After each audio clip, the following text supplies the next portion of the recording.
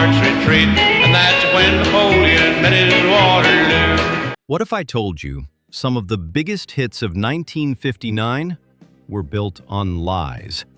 Songs you thought were pure love were actually about fear, control, even stolen voices. A global hit that wasn't original. A singer who didn't sing his own song. And a love story that was never meant to be heard.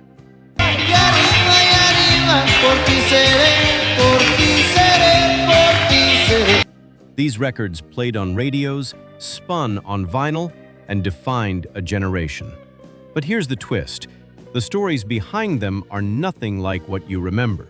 So before you say, they don't make music like this anymore, ask yourself, did you ever really understand them?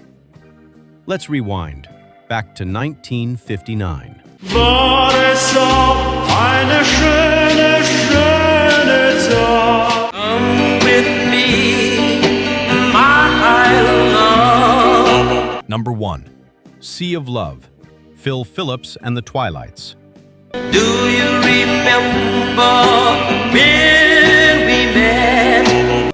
What if one of the most romantic songs ever recorded was never meant to be famous? Sea of Love sounds soft, innocent, even fragile. But here's the twist. Phil Phillips didn't even want to record it professionally. He just wanted to hear it on the radio once. That's it. No ambition for stardom, no grand plan. And somehow, that raw sincerity made it explode.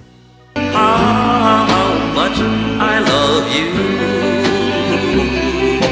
you. But critics argue that simplicity is exactly why it shouldn't be legendary. Too plain, too repetitive, too safe. Yet millions disagree. Because sometimes love isn't complicated. Sometimes it's just one question. Do you remember when we met? And maybe that's why this song still hits harder than more complex hits. So is it genius? Or just luck wrapped in nostalgia? Come with me, my love. And all the way home, just to say I'm sorry. Number 2, Sorry, I Ran All the Way Home, The Impalas. Oh, I'm sorry, sorry, sorry. I didn't mean to make you. This song sounds sweet, almost playful. A guy running home to apologize? Harmless, right? But listen closer. Sorry, I Ran All the Way Home might actually be one of the earliest emotional panic songs in pop. There's urgency, almost desperation, not romance, damage control. And here's the debate. Is this cute or toxic? Some fans hear devotion. I ran all the way home, just to say I'm sorry. Others hear fear of losing control in a relationship. The rushed tempo, the breathless vocals, it's not calm love. It's anxiety set to music. And yet, that's exactly what made it relatable. Before therapy talk, before emotional awareness, this was raw reaction. No filter, no reflection, just running. So, was this love or emotional immaturity disguised as charm? What can I say? I know the way. Para bailar la bamba. Number 3, La Bamba, Ritchie Valens.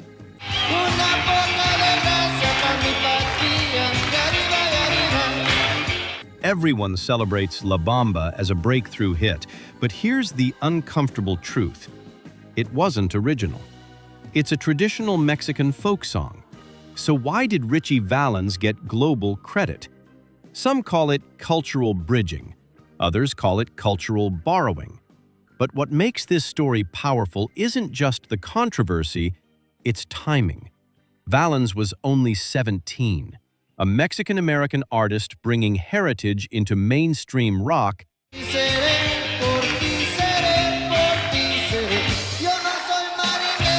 at a time when that was almost unheard of. The energy, the guitar, the rhythm. It transformed something old into something explosive. But still, the question lingers. Did the industry celebrate the culture or just repackage it? Either way, La Bamba didn't just top charts, it forced a conversation we're still having today.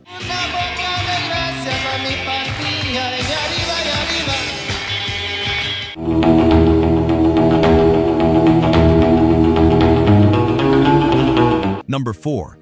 Woohoo, the Rocketines.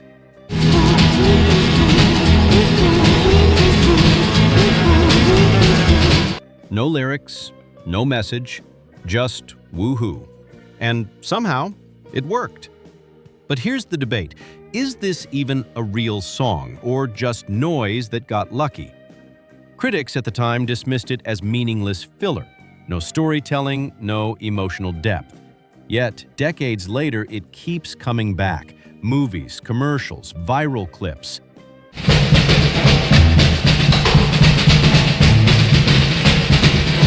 Why? Because it taps into something primal, pure energy. No thinking, just feeling. And maybe that's the uncomfortable truth. Not every hit needs meaning. Sometimes simplicity wins. But does that lower the standard of music or redefine it? Woohoo forces that question, because if something this basic can become iconic, what does that say about everything else?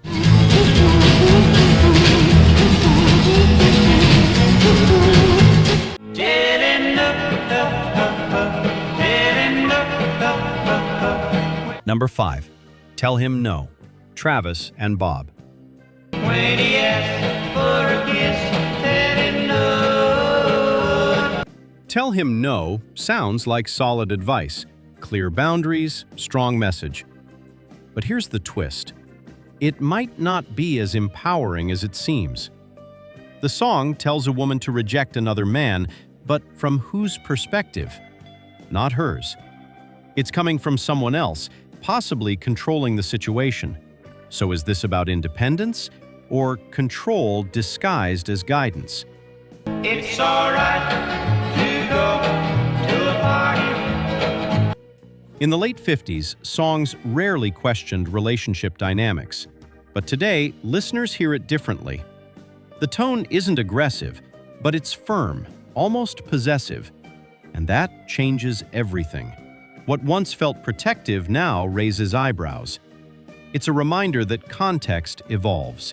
So the question is, does the song empower or quietly dictate? If the old verses ring, let him know.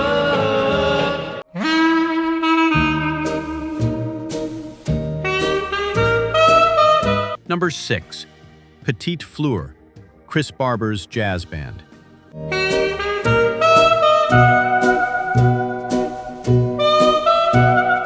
No vocals, no drama, just a soft, haunting melody. Petite Fleur feels timeless, but also divisive. Some call it beautiful, others call it background noise. And that's the controversy. Can instrumental music ever compete emotionally with lyrics? This track says yes. The clarinet carries emotion without a single word.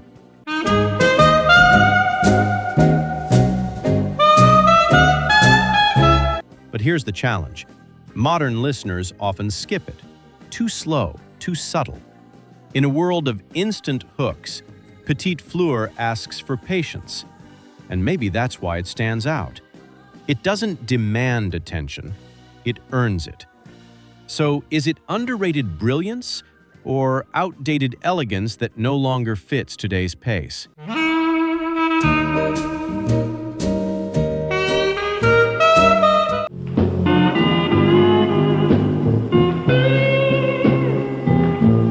Number 7.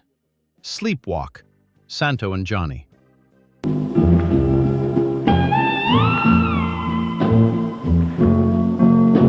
Sleepwalk feels like a dream, but also like something slightly unsettling. It's calm, yet eerie, and that duality is exactly why it's debated. Is it romantic or melancholic? The steel guitar creates a floating feeling, almost disconnected from reality.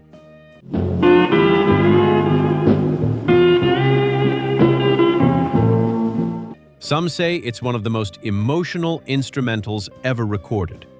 Others say it lacks direction, just drifting sound. But here's the deeper layer. It mirrors memory. Not clear, not sharp, just fragments. That's why it lingers. It doesn't tell a story, it lets you project your own. And maybe that's more powerful than lyrics ever could be.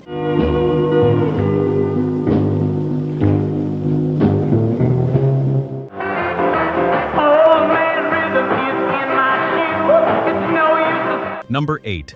Sea Cruise, Frankie Ford. Won't you let me take you on a sea cruise? Ooh-wee, ooh-wee. Upbeat, catchy, fun, but here's the hidden controversy. Frankie Ford wasn't the original voice. The track was recorded by Huey "Piano" Smith, but the label replaced his vocals. So the version that became famous wasn't even his. That raises a big question. Who really owns a hit song? I got to get to rock and get my hat off the rack. I got to boogie-woogie like a Nathan. The voice we remember isn't the voice that created it. And yet, history credits Ford. It's a classic example of the music industry reshaping art for profit. Still, listeners loved it. The energy, the rhythm, it worked. But behind the fun lies a story of replacement and lost credit. So is Sea Cruise a celebration or a stolen spotlight? So be my guest, you got nothing to lose. Won't you let me take you on a Now I've got a guy and his name's Dooley. He's not Number down 9. Friday. Pink Shoelaces, Gary? Dodie He's Stevens. Cute. Jet shoes with pink shoelaces, a polka dot vest and sandals. It sounds quirky, playful, even childish. But here's the twist. Dodie Stevens was only 12 years old when she recorded it. That changes everything. Is this a novelty hit or exploitation of youth for entertainment? The lyrics are innocent, but the industry push was massive. A child star, a catchy hook, With pink shoelaces, a polka dot vest and sandals. it was designed to stick. And it did. But looking back, people question it. Was she expressing herself or performing what adults wrote for her? Still, the charm is undeniable. It's weird, memorable, and impossible to ignore.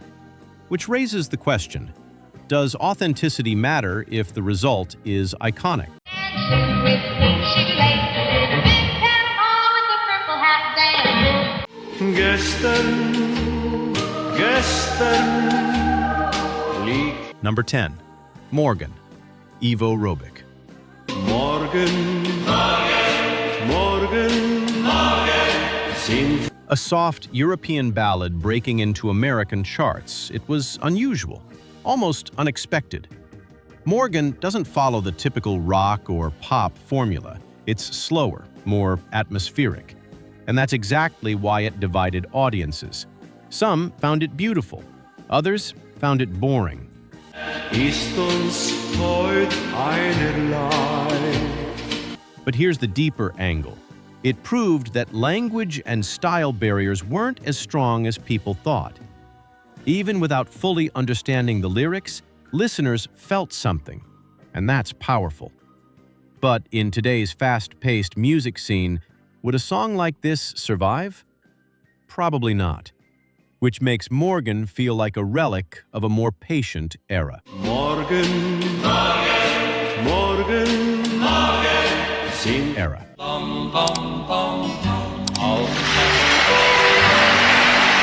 Number 11. The Three Bells, The Browns. Lead us not into temptation, lest this hour of meditation guide him with. Storytelling in music doesn't get much clearer than The Three Bells. The Browns crafted a narrative that follows a man's life from birth to death, all within a single song. It's emotional, structured, and undeniably memorable. But does that make it timeless or just overly sentimental? That's where opinions start to clash. In 1959, audiences embraced its simplicity and message, pushing it to massive success. And the little congregation prayed. Today, some might find it too straightforward, lacking the complexity we've come to expect from modern songwriting. Still, there's power in its directness. It doesn't try to impress, it just tells a story. And maybe that's why it resonated so strongly with listeners at the time. Whether you see it as profound or predictable, there's no denying its impact. It captured a universal life journey in just a few minutes, and that's no small. Come with me, my love. Number 12, Sea of Love, Phil Phillips. I knew you were my pet. I want to tell you. Sea of Love feels like a slow dance under dim lights, gentle, emotional, and deeply personal. Phil Phillips delivered a performance that sounded almost fragile, as if the song could break at any moment. That vulnerability is exactly what made it unforgettable in 1959. Yet here's the twist. Despite its beauty, Phillips never reached those heights again. Was it a case of lightning in a bottle, or did the industry simply move on too quickly? To tell you how much I love you. Some listeners might find it too soft compared to the rising energy of rock and roll at the time. Others see it as one of the purest love songs ever recorded. That divide is what keeps it interesting. It's not loud or flashy, it's intimate. And maybe that's why it still lingers in memory, quietly standing apart from the more explosive hits of its.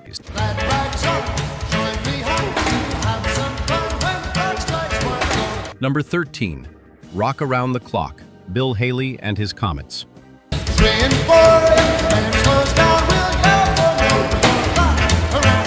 Some songs don't just become hits, they change history. Rock Around the Clock was one of those rare moments when music suddenly felt different. Released by Bill Haley and His Comets, this explosive rock and roll anthem helped introduce a new sound to millions of young Americans. It became the soundtrack of teenagers who were ready for something louder, faster, and completely different from the music their parents loved.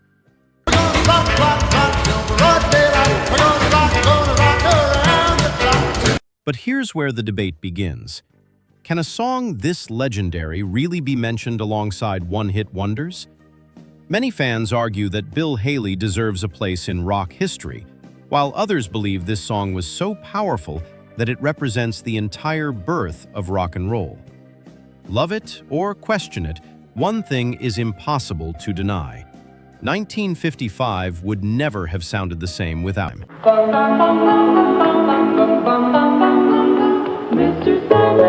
Number 14, Mr. Sandman, The Chordettes.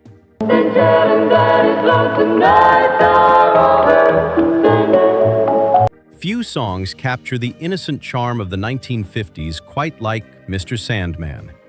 Released by the Chordettes, this dreamy doo-wop classic became a favorite among teenagers looking for romance, hope, and a little bit of magic in everyday life. With its unforgettable harmonies and playful lyrics, the song sounded like a message from another era, a time when a beautiful melody could make people stop and listen.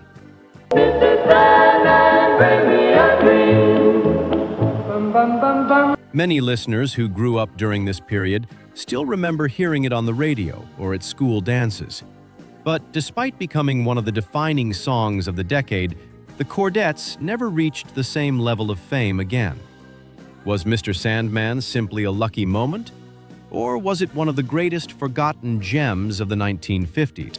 You've traveled down some dusty roads, slept out in the rain. Number 15, The Yellow Rose of Texas, Mitch Miller. She's a diamond of the desert. She's a golden flower spring. Before rock and roll completely changed America, One unexpected song captured the hearts of millions in 1955. The Yellow Rose of Texas became a massive hit for Mitch Miller, bringing an old folk melody back into the spotlight and turning it into one of the most recognizable songs of the year. For many families, this was the sound of a simpler time. Evenings around the radio, Sunday gatherings, and a nation discovering new musical memories together.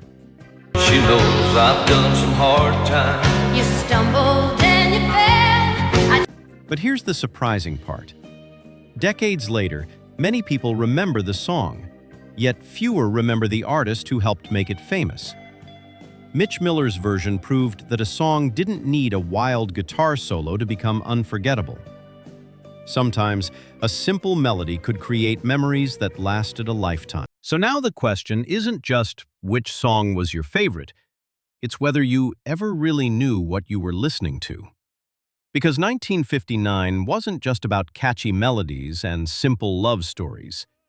It was a year full of hidden meanings, industry secrets, and moments that quietly shaped the future of music. From borrowed songs to stolen voices, from innocence to control, these one-hit wonders were anything but simple. And maybe that's why they still stay with us. They remind us of a time when music felt real, even if the stories behind it weren't always what they seemed. A time of radios, vinyl, and memories that never quite fade. So tell me, which of these songs hits you the hardest today? And more importantly, do you hear it differently now?